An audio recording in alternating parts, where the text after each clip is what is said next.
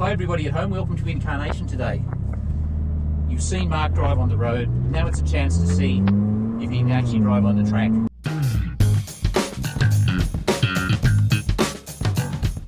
If you love sports cars, this week's video is one you don't want to miss. We have a red sports car, and we have this white sports car, and we have this silvery grey kind of sports car. We know how fantastic they are on the road, but it's time to find out which one is quickest around the racetrack. It's time for Mark to put his helmet on and have a decent crack and set some lap times. $2.5 million worth of machinery. What can possibly go wrong?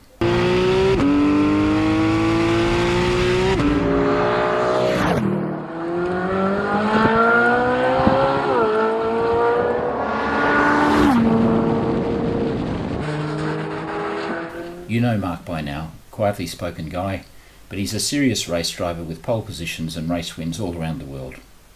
And then you have me, Stu, in the passenger seat, giving totally unnecessary pointers. Basically 80 kilos of dead weight, slowing the car down. Let's meet our first contestant. The 458 is the last of the normally aspirated mid-engine Ferraris. A 4.5 litre V8 producing 570 horsepower at 9,000 RPM. 0 to 100 k's an hour in 3.4 seconds. But not this car. This is the Speciale, track-oriented version with 605 horses and 3 seconds flat, 0 to 100. Maybe you've noticed the stripes, the forged wheels, the extra vents, the revised bodywork, a bigger rear spoiler, and there's movable active aero as well to optimise drag and downforce, depending how fast you're going. But the most significant improvement is under the skin, with Formula One inspired electronics to improve the handling at and beyond the limit. It's called SSC, Side Slip Angle Control. Very smart stuff. This red car is going to be hard to beat. All the cars are unmodified and they're all on Michelin Pilot Sport Cup 2 road tyres. Now don't you dare skip to the end to see which one's fastest. It's showtime, baby. You got to watch it all. Let's go. You've seen Mark drive on the road. Now it's a chance to see if he can actually drive on the track. We've talked about it enough. I'm told you have a very light touch, Mark. Let's see. Yeah, 458 Speciale. They don't get more Speciale than one of these cars, Stu. But it's not our car, is it? Out wide, nice. There we go. Oh, really wide there. And finish our time lap right now. There you go. That's it. Full down lap now.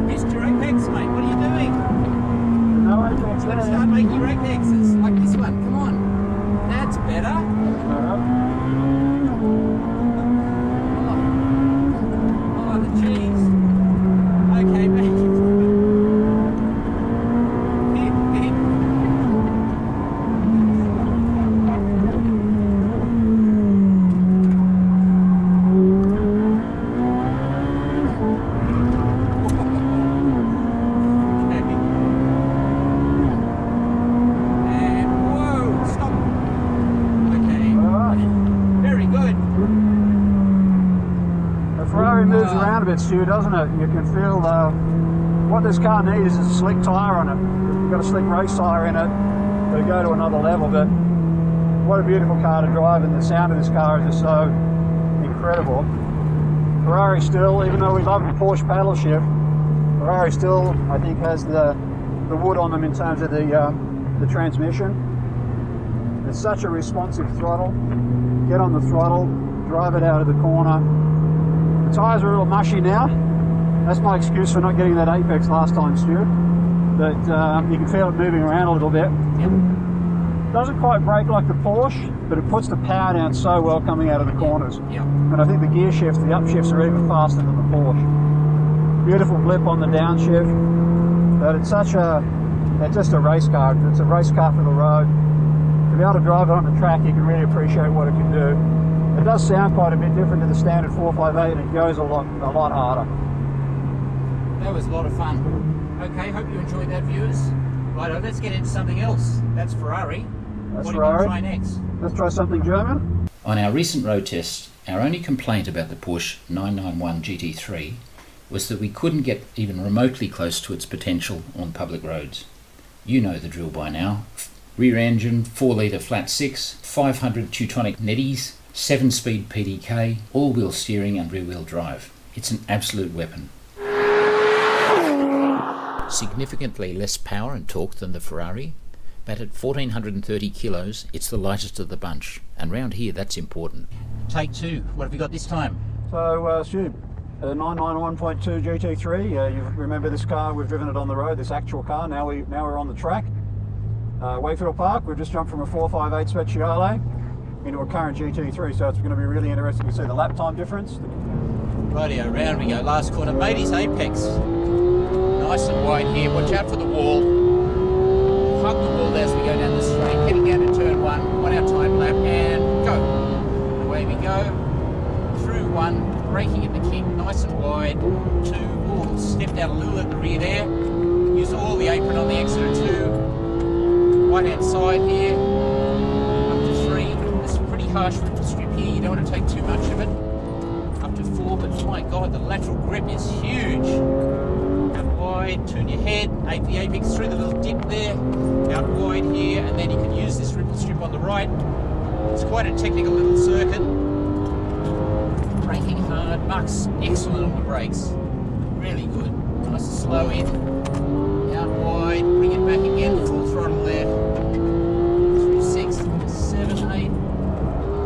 Nice. Oh, this is a good lap. Braked even later than the Ferrari. Braked at 60 metres there. Out wide. Oh, this is giving my neck a workout. Whoa. Ping the limiter. Or was it fuel surge? Now, that was it. Beautiful. Oh, he's dialing himself in now. He's in the groove. Mark doesn't talk when he's driving because he's concentrating. I can do the talking. I'm waving at the adoring crowd. Right. Yep.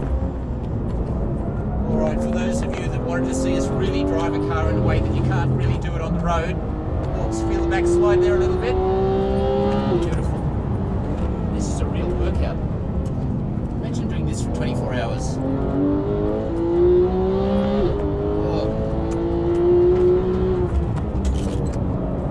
Starting to get a little bit loose. And braking at 70. I can feel the rears starting to go a little bit soft. So he's a little more conservative there. Here we go, time lap. And coming up to the finish now. And now. Alright, back it off. Woo! You can see there. Is that alright? Our tyre pressures are too high. It's got a lot of understeer. Those times are probably not bad. All in all, I mean, it puts the power down so well, doesn't it? Oh, mate, you're braking even later than in the Ferrari. Yeah, and the big thing over Porsche is, compared to the Ferrari, is the brakes. Porsche just always do the brakes better. Yeah. But a very controllable car. You can kind of chuck this car around a little bit more than you can with the Ferrari. It's actually a really forgiving car to drive. With the rears starting to get a little soft there in the second lap. Yeah. I can feel they were just starting to move around a little bit more. Tyres had gone off a bit, and we were getting a bit of that push, a little bit of that understeer coming in. I just couldn't quite get on the throttle as hard as I would have liked coming out of the corners. Yep. But I think we'll probably find, come in and check tyre pressures, they've probably gone through the roof. We've probably got a little bit too much air in those fronts. Excellent. But if I dropped about 5 or 8 psi out of those tyres now went out again, that would fix that problem. And that's the great thing with the GT3, it's so tunable. Things like tyre pressures make a big difference on the track once you get them right. It just makes the car so much more stable and so much more grippy. So my question to you is, what do you think was quicker, the 458 or the GT3 just in lap times? There's not a lot in it. Not a lot in it. I reckon there's probably not a lot. It'll be really interesting to find out, won't it? Well, do you want to have a stab? Because I don't know yet, but we'll find out in a minute. I think the Porsche will be slightly faster. Now the SLS.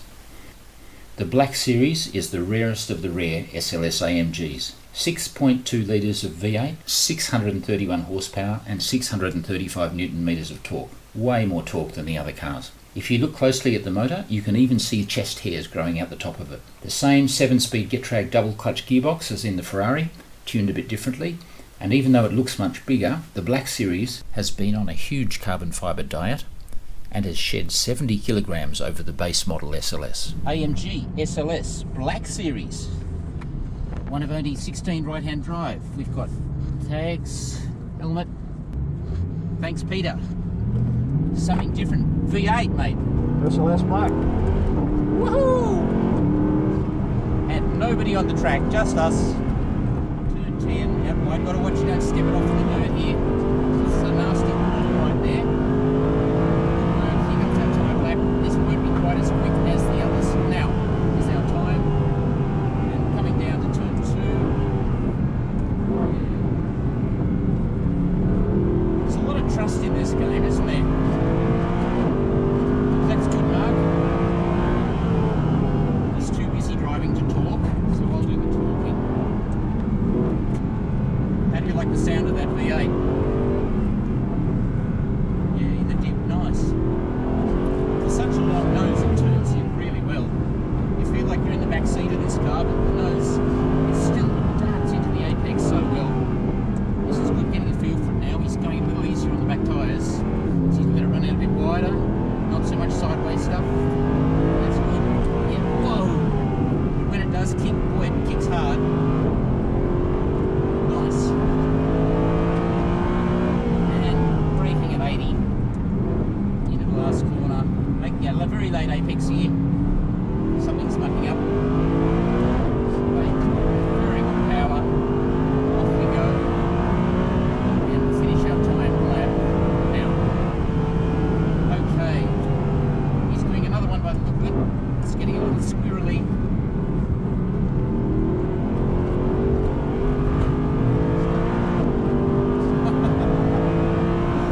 Oh my goodness. Oh, this is more fun than driving. Woo. Up we go. The other cars are more precise, but this is more fun. This is nuts. Oh, boy, it kicks when that traction control and stability cuts in to restore some semblance. It's quite violent in the way it kicks you left, right.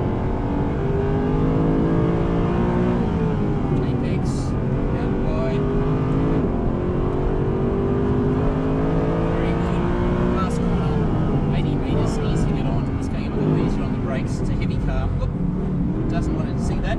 Down she steps. Gonna lift off oversteer there. Out wide. And here's our second time lap. And now. Right. What do you got to say for yourself, Mark? I tell you what, it's such a fun car to drive, isn't it? Just absolutely so much fun. I mean, you can't get a smile on my face under this helmet. It actually is surprisingly good. It turns in so well. The weight distribution of the car is perfect. Big front engine car, but the weight distribution is 50-50 as we know. It turns into the corner so well, puts the power down so well. It's got so much grunt. I couldn't quite get on the throttle the way I was in the Ferrari and in the Porsche. Yep. Otherwise it's just sideways. So what did you think of the SLS Black on the tracks here? What do I think of it? Yeah. This is the most fun, but it's not the fastest, that's for sure. It's fast down the straight, isn't it? It's It's a bucket load of fun, but when that stability management cuts in, because I can see you've still got some of the systems active there, it kicks in so hard. Absolutely. That's where it pitches. A really fun car to drive, and a very, very user-friendly car. It's not nasty, even though, all right, I'm having to correct it a little bit here and there. Turn the traction control off, and you've got a lot of horsepower there, so you've got to be real smooth with the way you use that. Yeah. But ultimately, for what the car is, for the size it is, such a fun car to drive, and it actually goes really, really well on the track. Again, another car that could benefit from a slick racing tyre. That's what we need to make this car go. So there you have it. Mark was right. The Porsche pips the Ferrari by half a second or so. These are super quick times for road cars on road tyres.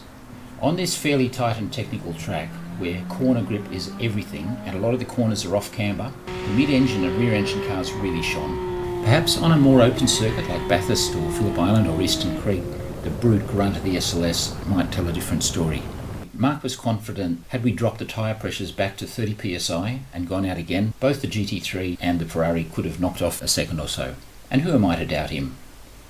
I also drove the cars, but not as quickly as Mark. I couldn't stop thinking about how much they cost. But I have to say the most impressive thing is how easy they are to drive, particularly how light and precise the steering was, how much feedback you got from the chassis and the tyres, and how forgiving they were at the limit. They just talk to you. They are awesome cars. So after a whole day of jumping from car to car, instructing people or taking people for rides, Mark was absolutely stuffed. No joke, it is quite a physical job. So it's time for some refreshments. Oops, pardon me. Just for the record, Mark's a milkshake aficionado. We're in the Paragon Cafe in Goldland, just near Wakefield Park. We've been coming to this cafe since 1960s, maybe. 1960s. It's a real milkshake in a steel container. You want to get one of those in Sydney? Look at that. That is a tasty burger. So there you are. We're planning a lot more track comparisons like this, so if you enjoyed this video, you know what to do. Share it with your friends. Please subscribe to the channel, click the bell thing, and spread the word. See you next time.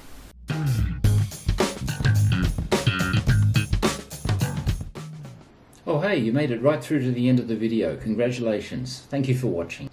I look forward to seeing you soon.